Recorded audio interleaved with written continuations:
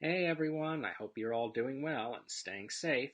So today I decided to review A Nightmare on Elm Street Part 2, Freddy's Revenge. You can also hear my thoughts on this movie in my friend Christian's podcast on the Nightmare on Elm Street films, which can be found on his YouTube channel, Canto 1408. Since I'll be talking about this movie in depth, spoiler alert, this movie is often looked at as the black sheep of the franchise, but I always enjoyed it. The plot concerns a young man named Jesse Walsh who moves into Nancy Thompson's old house on Elm Street along with his family, and soon begins to be haunted by Freddy Krueger, who tries to take over his body.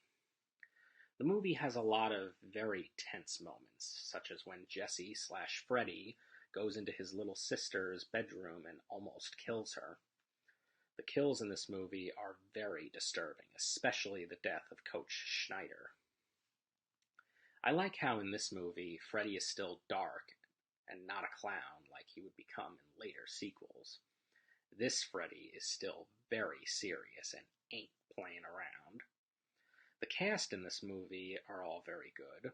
Robert Englund gives another great performance as Freddy Krueger.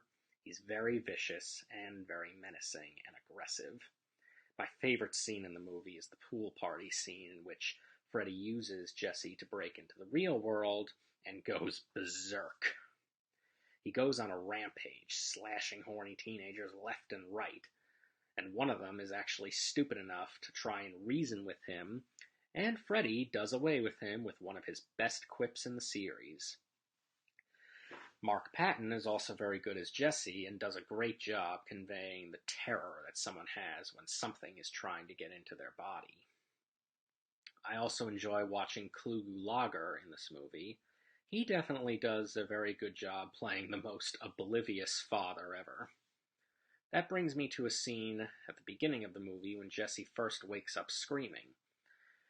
I want to make note of the fact that his parents don't even bat an eye. They hear their son screaming upstairs and just casually acknowledge it like it's no big deal. What's up with that? Hey, that's just bad parenting. It definitely adds to the weird vibe of this movie, I must say. I'd also like to highlight the scene in which Freddy bursts out of Jesse's body, because that is an amazing spectacle. It's a brilliant showcase of extremely well done practical special effects. The attention to detail they had when filming that scene was incredible.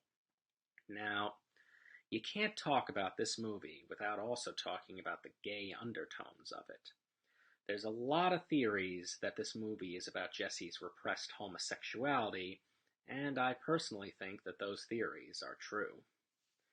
I mean, you have a scene in which Jesse dances while holding a stick near his crotch. You have a scene in which Jesse goes to an S&M bar. You have a scene in which Coach Schneider's bare ass is getting spanked with a towel. You have Jesse fleeing to his friend Grady's house after a failed attempt to have sex with Lisa.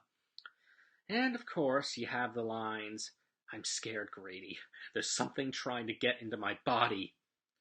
Yeah, it's a girl, and you want to sleep with me."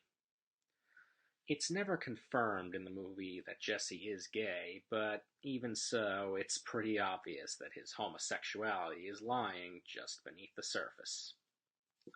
I've had the pleasure of meeting some of the cast members of this movie.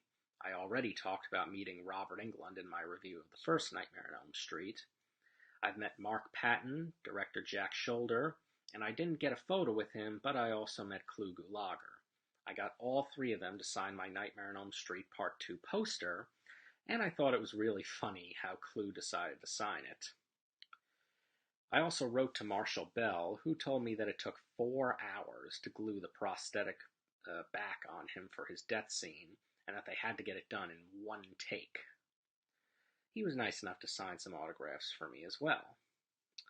Well, that wraps up my review of A Nightmare on Elm Street Part 2, Freddy's Revenge. I hope you all continue to do well and stay safe. Bye.